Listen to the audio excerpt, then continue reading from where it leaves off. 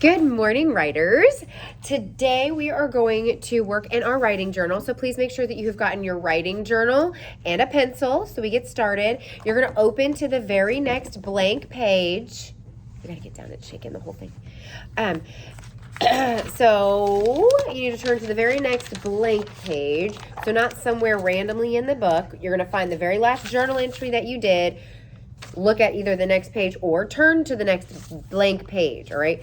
Every page should be filled up, all in order, so that we can keep track of how far we've come with our writing skills throughout the year, okay? See how I'm not skipping around in the book. It's easy to go back and find exactly, excuse me, exactly what I'm looking for. So this is an example of today's. We'll come back and look at it at the end. We're going to practice writing a sentence using our sight words or heart words, and then drawing a picture to match. So remember, we're going to be writers or authors on the bottom part of the page. Then we're going to be illustrators on the top part of the page.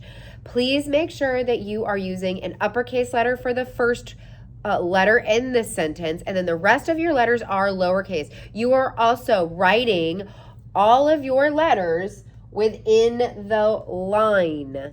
We're not writing in between the lines. We're not writing all over the lines. We are writing our sentence in a straight line. That's why those lines are there, to guide you as to where your writing should be, okay? So let's get started. Let's count how many words are in the sentence. Our sentence is, do you like to read? So let's count that. Do you like to read? How many words are we going to write? 5. Fantastic. So let's get started. You're going to start on the left side of the page. I don't start writing in the middle. I start writing on the left side. If you want to draw a line in the middle of your page so that you can see this is where I'm an author, this is where I'm an illustrator. Remember, author writes the words, illustrator draws the pictures or makes the pictures. So let's get started. Our first word is do. That is one of our heart words. Do. Do. We know all the way over to the left here, it's going to start with a D. D. So D, O, do. Finger spaces, my friends. If you are not spacing your words, if you're not taking the time to do that, it makes it very hard to read. That's an important skill to make your finger spaces. And then eventually you won't have to use your finger. You'll be able to write your sentences and know how to space the words out properly. For now, let's practice making sure there is at least a finger space. So our next word is you. How do we spell you? How do you spell you?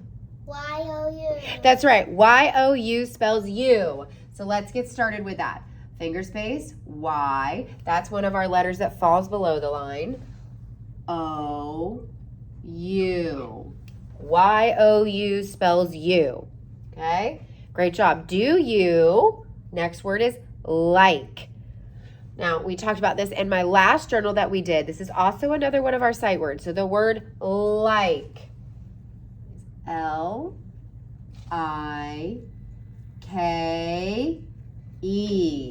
Do you like to read? So finger space. How do we spell two? T-O. T-O spells two. Great job. So T-O. Notice all of my words have spaces. Do you like to read? Now, this might be a tricky one because this isn't a word that we've learned yet. But my class is working on a PBL project about literacy and all things that have to do with reading and our letter sounds and what that looks like. So today, in honor of our PBL, we are writing, do you like to, finger space, read? What does it start with? Read. R. So let's start with R. And now this one doesn't follow our normal rules. To get the E sound for eed, it's E-A. So R-E-A, read. D. Great job. Now we're asking a question here. So am I going to put a period at the end of the sentence? No. All right, I'm going to put a different punctuation mark that shows that this is where my sentence ends, and I'm asking a question. So that is a question mark. So we start up and around, and it's a straight line down, and then there's a dot at the bottom. So there we have our sentence. Do you like to read? Make sure you go back and double check. Do you have a capital letter? Check. Do you have your finger spaces? Check. Did you make sure to spell the words correctly? Check. Do you have a question mark or an ending mark at the end? Check. All right, finger claps. Fantastic. As long as you have all of those things done. Otherwise, if you need to fix some of your mistakes, erase it and fix it real quick. Not a big deal. We all do it. Now, let's go up here and let's draw a picture. So, do you like to read? I want you to draw a picture of where you like to read. Maybe it's in bed at night. Maybe it's in the classroom. I'm going to draw a picture of myself reading outside. So I'm going to start with a tree. So let's do our curved line. Hold on, my marker is starting to not like me. Let's see if this one works better. There we go, our curved line. And then I like to do cloud shape up to the top. There's my tree. Then I'm going to draw myself. So I'm going to start with a circle for my head, smaller circles for the eyes, and then a smiley face because I like the book I'm reading. I'm going to do a stick body straight down, and then I'm going to make myself sitting. So I'm going to do a straight line to the side and then a horizontal line back down, kind of like crisscross applesauce. Same on the other side, and then you can give yourself bubble shoes there. I'm going to give myself a dress. Then I'm going to give myself an arm where I come straight out and then it bends in so I can hold a book. Straight out, bends in. Remember, you can always pause this if you need a little bit extra time. And again, you don't have to draw the same picture as me. You're the illustrator here. Draw where you like to read. So then for the book, I'm going to make just a rectangular shape for my book. There it is. And we can come back and color it later to add to it. So from there, I'm also going to draw a rectangle shape around me because I am sitting on a blanket outside. Then I'm going to draw a smaller rectangle with a handle for a picnic basket. Who doesn't like a picnic outside, friends?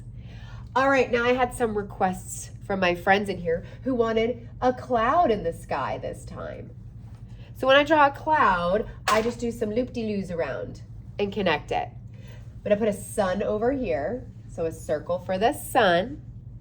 We can add some birds here, so I do kind of like a curved shape and then another curved shape for wings, curved shape, another curved shape. And then we can do a bubble or a cloud shape over here on the ground to make it a bush. You can add whatever else that you would like to add to your picture. This is your illustration. Make sure that you take your time, make sure it looks nice because we want to make sure it's clear and we can see what the picture is. When you're all done, we can go back and color it. You must add color to your picture. I have friends that say, well, I don't want to color it. Do you want to read a book that doesn't have colored photos or doesn't have pictures at all? No, absolutely not. So as we're practicing to be illustrators, we're going to make sure that we go back and we do nice coloring. So I don't want to see a person colored purple, or I don't want to see just one color all across the page. That's not interesting, friends. We want to make our pictures interesting so other people want to look at them and read. So here is an example of mine. I have a pink blanket, a brown basket, I'm wearing a purple dress, my book, there's my blonde hair. I colored my tree, the trunk is brown, the top is green, there's my bush. I even colored the sky so that the cloud popped out there, blue. So make sure you go back and color your picture and do a nice job, my friends, okay? All right, this was a fun one. I can't wait to see all the creations that you guys come up with. I love to see what you guys do, all right? Have a great day, and I will see you next time.